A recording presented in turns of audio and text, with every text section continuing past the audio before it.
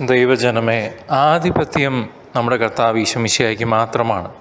യേശു കർത്താവാണ് എന്ന അധരം കൊണ്ട് നാം ഏറ്റുപറയണം. അത് സാത്താൻ്റെ മേൽ വിജയം നേടുവാൻ അത്യാവശ്യമായിട്ടുള്ള ഒരു കാര്യമാണ്. ആ പ്രഖ്യാപനം നടത്തുന്നവനിൽ നിന്നും സാത്താൻ ഓടി മറയും.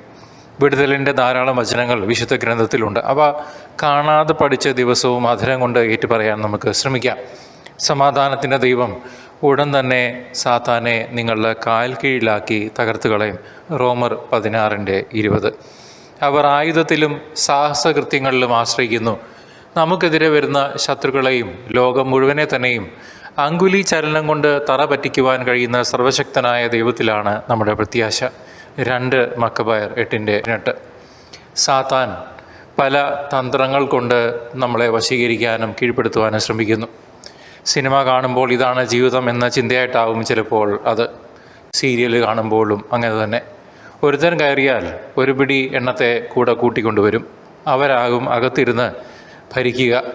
അതുകൊണ്ട് അവിരാമമായ ഒരു വിടുതൽ ശുശ്രൂഷ നമ്മളുടെ ഉള്ളിൽ നടക്കണം. വചനധ്യാനങ്ങളിൽ, വചന പ്രഘോഷങ്ങളിൽ ഇതാണ് നടക്കുന്നത്. ദൈവ വചനം പഠിച്ച് ഉരുവിട്ടുകൊണ്ട് നമുക്ക് ഓരോരുത്തർക്കും പിശാചിനെ ഓടിക്കാനാകും. നമ്മുടെ ജീവിതത്തിലുണ്ടാകുന്ന പ്രതിസന്ധികളെ ബുദ്ധി കൊണ്ട് മാത്രം തരണം ചെയ്യാൻ ശ്രമിച്ചാൽ നടക്കില്ല. ദൈവ കുഞ്ഞാടിൻ്റെ രക്തത്തിലൂടെ നമുക്ക് തീർച്ചയായും വിജയമുണ്ട്. നാം ദൈവത്തിൻ്റെ തിരഞ്ഞെടുക്കപ്പെട്ട ജനമാണ്. മാതാവിൻ്റെ ഉദരത്തിലായിരിക്കുമ്പോൾ തന്നെ തിരഞ്ഞെടുക്കപ്പെട്ടവർ എന്ന് ഗലാത്യ 1:15 സൂചിപ്പിക്കുന്നു.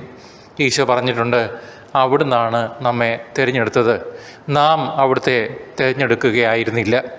നാം സമാധാനം കണ്ടെത്തേണ്ടത് കർത്താവിലാണ്. അതിന് അവൻ നമുക്ക് തന്ന ഒരു ഉറപ്പുണ്ട്. ആരെല്ലാം നമ്മെ വിട്ടുപോയാലും, നമ്മുടെ അപ്പനും അമ്മയും നമ്മെ മറന്നുപോയാലും അവിടുന്ന് എപ്പോഴും കൂടെ ഉണ്ടാവും. നാം ഒരിക്കലും ഒറ്റയ്ക്കാവുന്നില്ല. ആരുമില്ല എന്നുള്ള തോന്നൽ നമ്മൾക്കുണ്ടെങ്കിൽ അത് തെറ്റാണ്. അനാദി മുതലേ കൂടെയുള്ള ദൈവം അവസാനം വരെയും കൂടെ ഉണ്ടാവും. അവിടുന്ന് മുന്നറിയിപ്പ് നൽകുന്നു, ധൈര്യമായിരിക്കുവിൻ, ഞാൻ ലോകത്തെ കീഴടക്കിയിരിക്കുന്നു. ലോകത്തെ ജയിച്ചവനാണ് നമുക്ക് ഒപ്പമുള്ളത്. ദൈവം നമ്മളെ സമൃദ്ധമായി അനുഗ്രഹിക്കട്ടെ.